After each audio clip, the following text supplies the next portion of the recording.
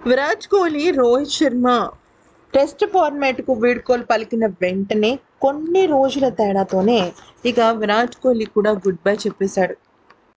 అయితే విరాట్ కోహ్లీ టెస్ట్ ఫార్మాట్కి goodbye చెప్పడం అస్సలంటే అస్సలు అభిమానులకు జీర్ణం కాలేదు.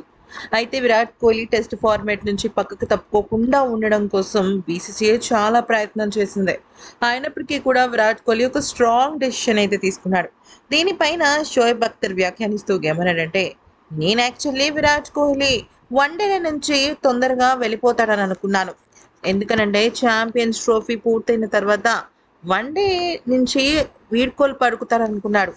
కానీ టెస్ట్ ఫార్మాట్ అనేది విరాట్ కోహ్లీకి చాలా ఇష్టమైన ఫార్మాట్. అతను ఎన్నో గొప్ప గొప్ప రికార్డులను సాధించిన ఫార్మాట్ అని కూడా చెప్పొచ్చు. అటువంటి ఫార్మాట్ నుంచి ఇంత తొందరగా వెళ్తాడని నేను అనుకోలేదు.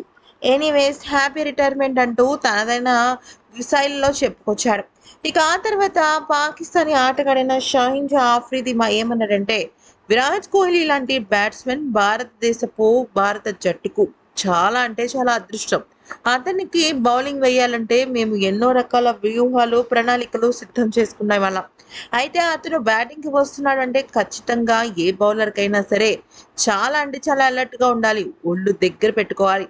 ఇక విరాట్ కోహ్లీ వికెట్ పోయింది అంటే మేము చాలా హ్యాపీ ఫీల్ అవుతాం. అలాంటి విరాట్ కోహ్లీ టెస్ట్ ఫార్మాట్ నుంచి పక్కకు తప్పుకోవడం అంటే ఒక శకం ముగిసినట్టే అంటూ పేర్కొన్నాడు. ఇక రమీజ్ రాజా వ్యాఖ్యానిస్తూ ఏమన్నాడంటే, టెస్ట్ క్రికెటర్ నుంచి వీడ్కోలు పలకడానికి ఇది కరెక్ట్ సమయం కాదనిపిస్తోంది. అయితే విరాట్ కోహ్లీ ఇంకా తను ఒక గొప్ప గొప్ప సిరీస్‌లు ఆడాల్సిన అవసరం అయితే ఎంతైనా ఉంది. అయితే తను మైదానంలో అభిమానుల నడుమ కనుక రిటైర్మెంట్ ఇచ్చుంటే చాలా బాగుండేది.